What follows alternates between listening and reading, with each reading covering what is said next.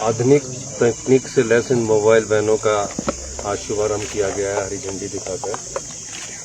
जहाँ भी कोई घटना घटती है उस घटना की सही साक्ष्यकृत किए जाए, उस दृष्टिकोण से ये मोबाइल फॉरेंसिक वैन जो है बहुत ज़्यादा मायने रखती है।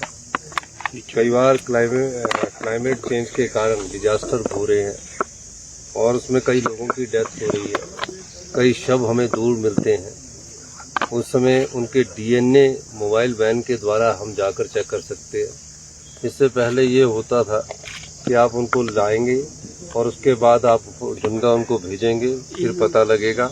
इन मोबाइल वैनों का लेने का उद्देश्य है कि जहाँ भी घटना घटित हुई है वहीं से सैंपल को एकत्रित करके वहीं घटना की जानकारी को अपने पास लाने के बाद सही रूप से उसको अमली जामा पहनाने की कोशिश हमारी सरकार की है।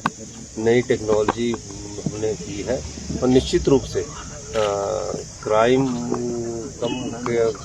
क्राइम करने वालों को इस फॉरेंसिक लैब की जो घटनाएं घटित करते हैं क्राइम करने वाले, उसकी हमें तुरंत जानकारी प्राप्त होगी।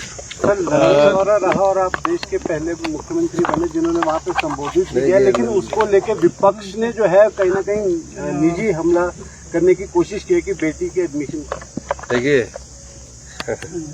अब भारतीय जनता पार्टी क्या कहती है वो तो मैं नहीं जानना चाहता, लेकिन अगर मैं एक बेटी का पिता भी हूँ और पिता होने के नाते मेरा ये दायित्व भी बनता है कि जब बेटी अपनी योग्यता के आधार पर सिलेक्ट होती है और वो आगे पढ़ना चाहती है, तो जब उन्होंने मुझसे अनुरोध किया कि मेरे साथ आपने चलना, मेरे एडमिशन्स करनी है, तो मैं उस संदर्भ में उनके साथ गया।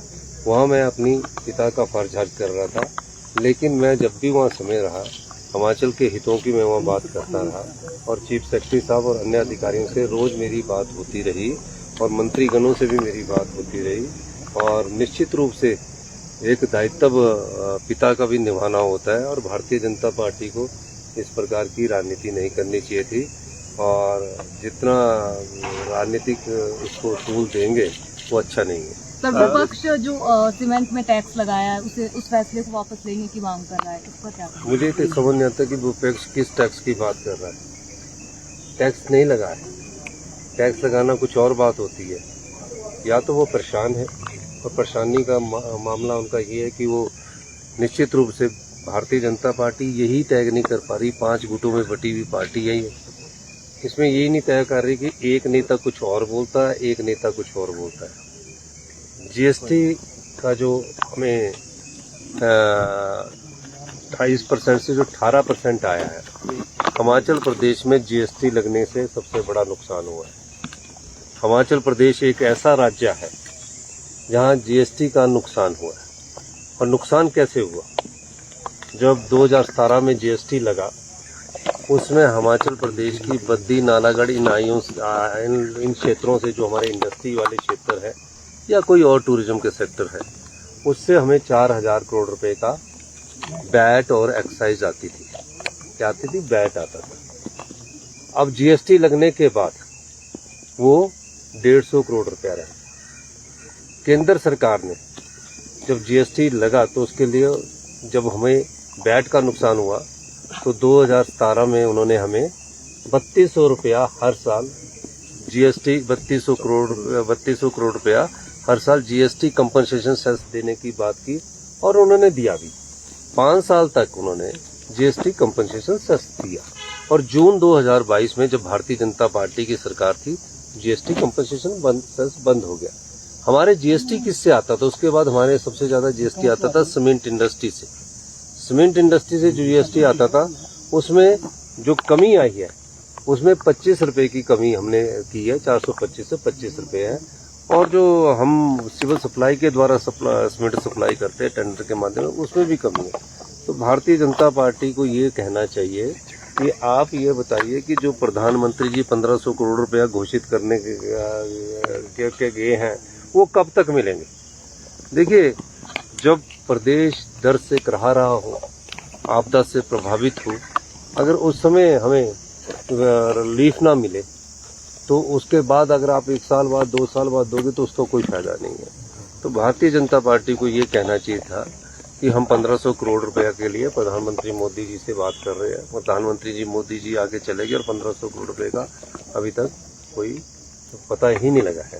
सर बीजेपी शासित राज्यों ने भी ये कहा है कि जो जीएसटी से जो नुकसान होगा खासकर छोटे राज्यों को कंपनसेशन जो है केंद्र सरकार को बढ़ाना चाहिए। नहीं, देखिए आपकी बात सही है। 8 राज्यों की हमारी मीटिंग हुई थी जिसमें पंजाब भी साथ था और हमने 8 राज्यों में जम्मू कश्मीर भी था जिसमें राजेश धर्मानी हमारे तकनीकी मिनिस्टर साहब गए थे। उन्होंने कहा था कि जीएसटी का जो रैशनलाइजेशन ऑफ आप टैक्सेस कर रहे हो 28 से 18 और 5% का, उसका तो हम सारा स्वागत करते हैं, लेकिन जो सेस लगाए जाते हैं डीजल पर पेट्रोल पर उसमें राज्य को शेयर नहीं मिलता। उनका कुछ शेयर हमें हिमाचल प्रदेश की सरकार को और अन्य 8 राज्य जहां विपक्ष है उनको मिलना चाहिए। तो उस मांग को उन्होंने कहा कि हम आने वाले समय में गौर करेंगे। तो अब देखते हैं उसके बाद क्या। केसीसी द्वारा जो है कांग्रेस के विधायक को फायदा पहुंचाने को लेकर भी विपक्ष लगातार आवाज उठा रहा है। देखिए केसीसी बैंक की एक बात मैं आपको स्पष्ट कर देना चाहता हूँ, ना हमारी सरकार ने ओटीएस मांगी है केसीसी बैंक में और ना ही कोई सरकार उसको ओटीएस देती है।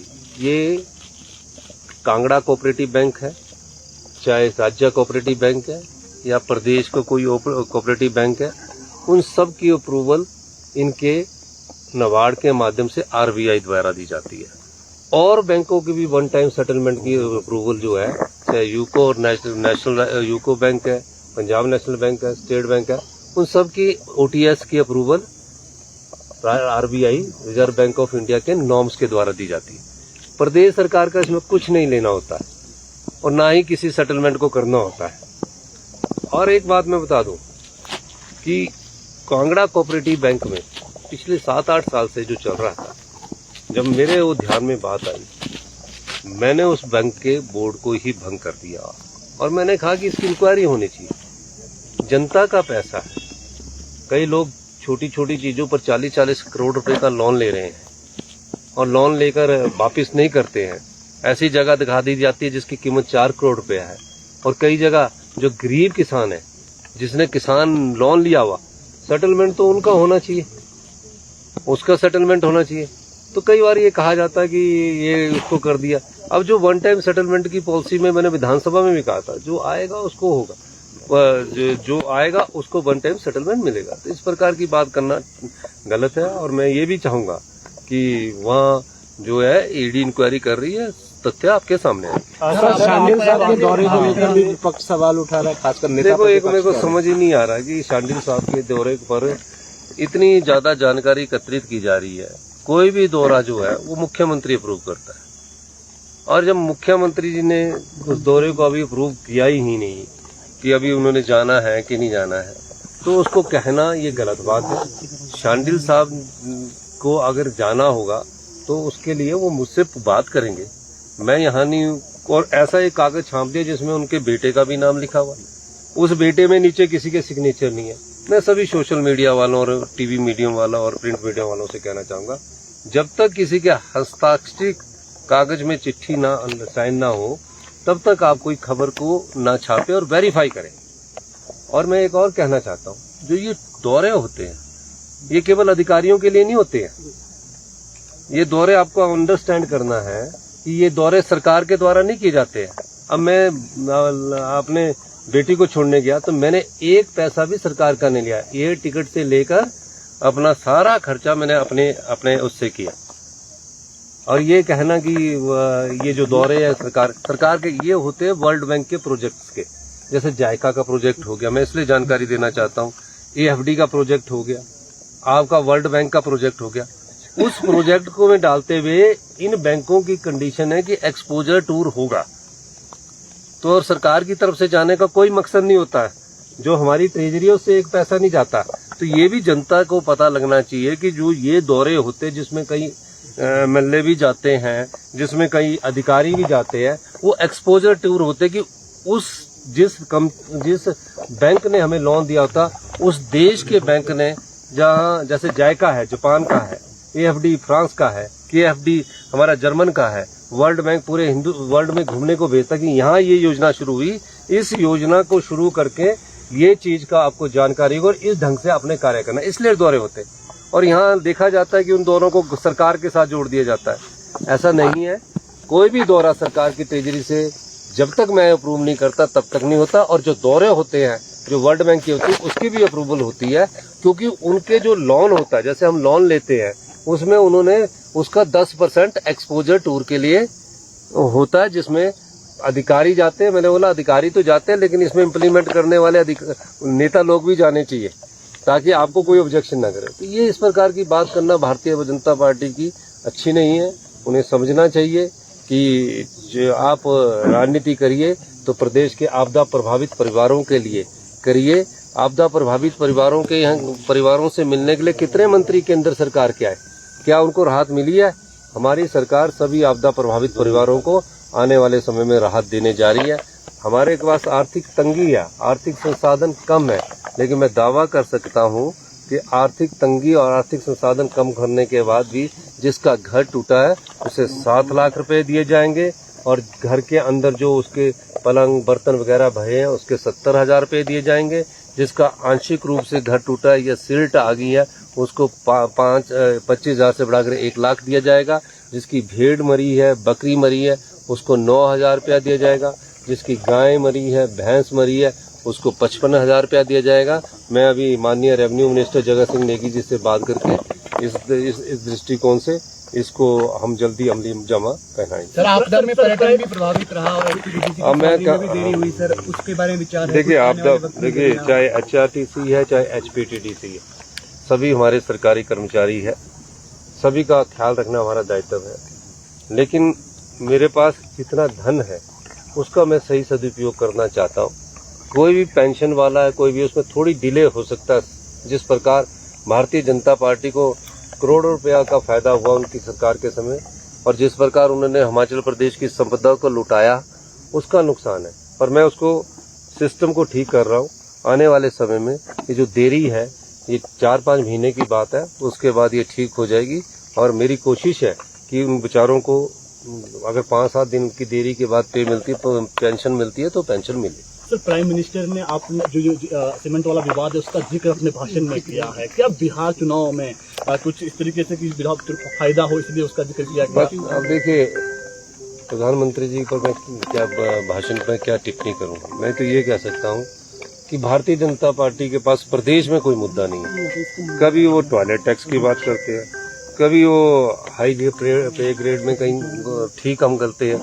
तो जो चीज ध्यान में लाई जाती है प्रदेश के हित में करते हैं। हमारी सरकार को जिस प्रकार से भारतीय जनता पार्टी की केंद्र की सरकार ने बांधा है, जब से हमने सरकारी कर्मचारी और अधिकारियों को ओल्ड पेंशन स्कीम दी है, हम पर बार बार दबाव बनाया जा रहा है ओल्ड पेंशन स्कीम को यूपीएस में बदलने के लिए भी।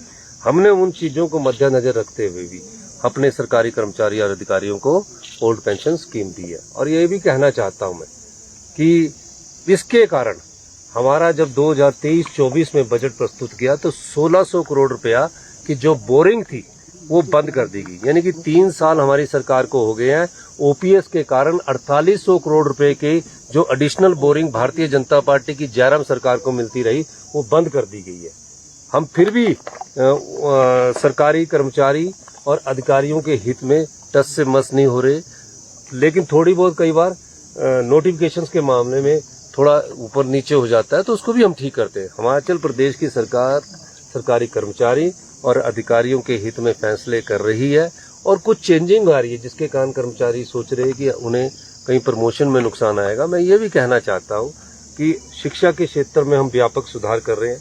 वो इसलिए कर रहे हैं कि सरकारी क्षेत्र के स्कूलों में जो बच्चे पढ़ते हैं उनकी क्वालिटी एजुकेशन हो, और जो विश्व की चुनौतियां और विश्व की चुनौतियों का सामना कर सके। इसलिए हम सरकारी स्कूलों में CBSE स्कूल लगा रहे हैं, स्पेशल कैडर बना रहे हैं। हेल्थ सेक्टर में हम बहुत ज्यादा बदलाव कर रहे हैं।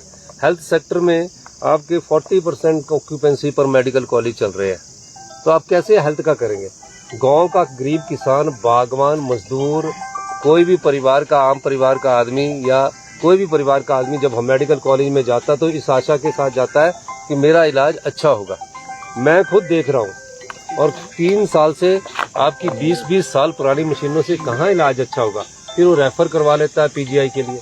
तो इन सब चीजों को ठीक करने के लिए पैसे की जरूरत है। हमने अभी तीनों मेडिकल कॉलेज में MRI 3 टेस्ला जो एम्स में लगी है, उसमें IGMC में, चमियाना में, नेर चौक में, हमीरपुर में, टांडा में लगाने जा रहे हैं, ताकि लोगों को सही समय पर अपनी बीमारी का पता लग सके। यही मैं कहना चाहता हूँ। नए CS पर फैसला हो जाएगा सर आज? देखिए, ये फैसला तो होना ही है। और DGP तो अभी लगाए हैं ना, कार्य कर रहे हैं। अब टेस्ट होता है ना, जैसे कि उनके कार्य प्रणाली की समीक्षा होनी चाहिए, तो वो सब चीजें होंगी। फैसला तो करना ही है। अब कितने बजे होता है फैसला, आज होता है, कल होता है, तो फैसला तो करना ही पड़ेगा ना।